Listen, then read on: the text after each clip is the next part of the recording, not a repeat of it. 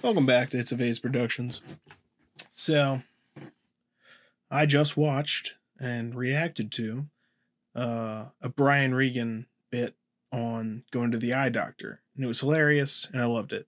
But my camera has been doing this thing lately where it doesn't actually record. So, I didn't get the footage from it.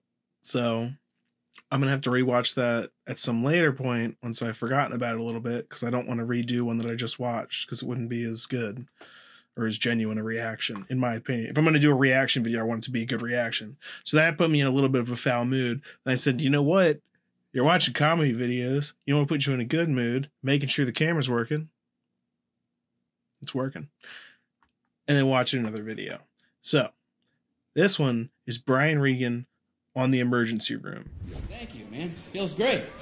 I'm feeling good. I actually just recently had to go to the emergency room, though, and I had some stomach virus thing. I almost called an ambulance. It's weird, even considering calling an ambulance for yourself. You know, you call ambulances for other people, right? What are you supposed to say about yourself? Can you come get me? Yeah, I don't feel so good. Just come on in, I'll be lying on the floor.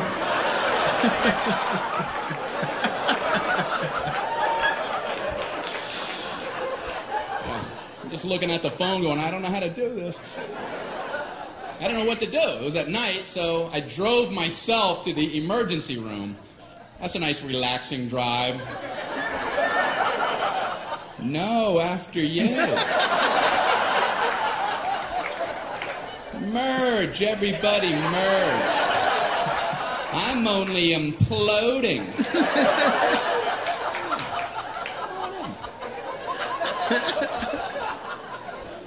So I pull up at the entrance to the emergency room. No valet parking. I mean, if that's not the biggest oversight in our solar system. If there's ever a time where you want to go, can you park this because I need to collapse immediately? But no, I'm circling around a parking lot. Can I park there? I think I'm going to die. I'm dying too. Okay, go ahead. Yeah, I'll go up a couple levels.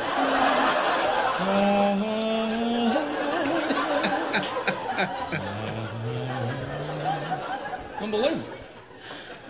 I don't care if you're driving yourself or someone else to the emergency room. You still want to get out and run in with them. Are you supposed to drop somebody off and go park a car? Okay, you go in. Tell them you're shot.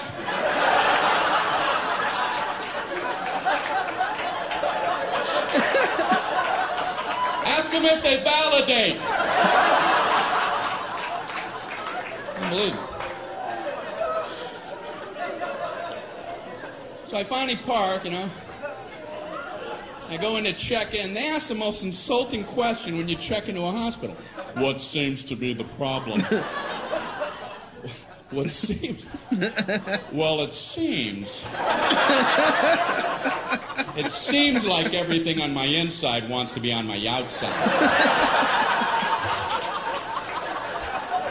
But I'm no doctor.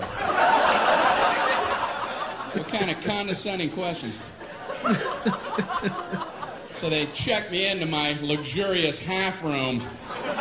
There's a curtain down the middle with a mystery patient on the other side.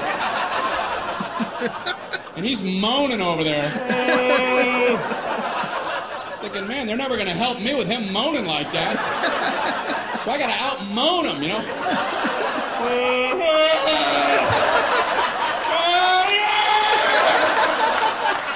Quit moaning, we're all hurting.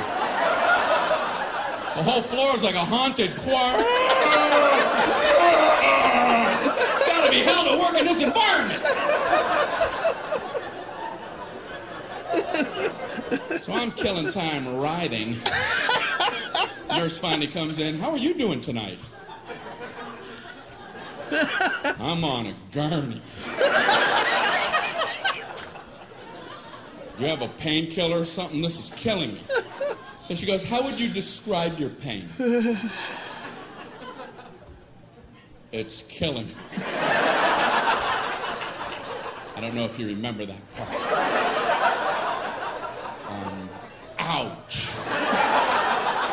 we playing that pyramid game? Excruciating. Horrific. Would rather have shards of glass in my eyes. Yeah. How do I convey this to you? So she asks, how would you rate your pain? 4 stars. 2 enthusiastic thumbs up. She goes, how would you rate it on a scale of 1 to 10, with 10 being the worst? Well, you know, saying a low number isn't going to help you. Oh, I'm a 2. Maybe the high 1s. And you could give me a baby aspirin and cut it in half. And maybe a Flintstone vitamin and I'll be out of your hair. You can go 10 to all the 3s and 4s and such. If anyone's saying such ridiculous numbers. I couldn't bring myself to say 10, though, because I had heard the worst pain a human can endure is getting the femur bone cracked in half. I don't know if that's true, but I thought if it is, they have exclusive rights to 10. And now I'm thinking, what was I worried about? Is there like a femur ward at the hospital? They would have heard about me and hobble into my room. Who the hell had the audacity to say he was at a level 10? You know nothing about 10. Give me a sledgehammer. Let me show you what 10 is all about, Mr. Tommy A. No! No! How can I possibly say 10? Can't. So I thought I'll say 9. And then I thought, no, childbirth. I better not try to compete with that. And then I'm thinking, you know, it must be hell giving childbirth when your femur bone's cracked.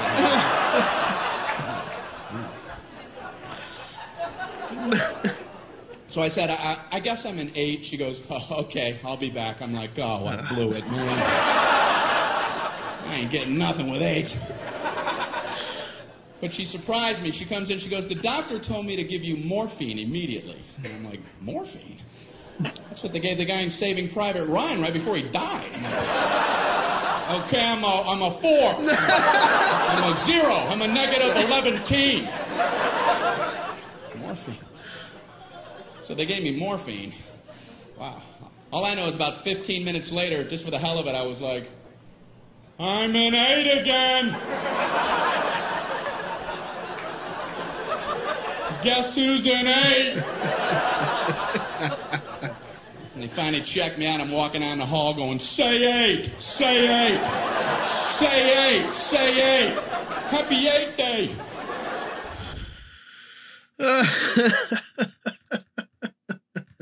Yeah. The morphine. It's good stuff. Wait a minute, hold on. That's the stuff they gave to that guy in Saving Private Ryan right before he died. I'm a 4. I'm a 2. I'm a negative 11-teen. I love Brian Regan. He's hilarious.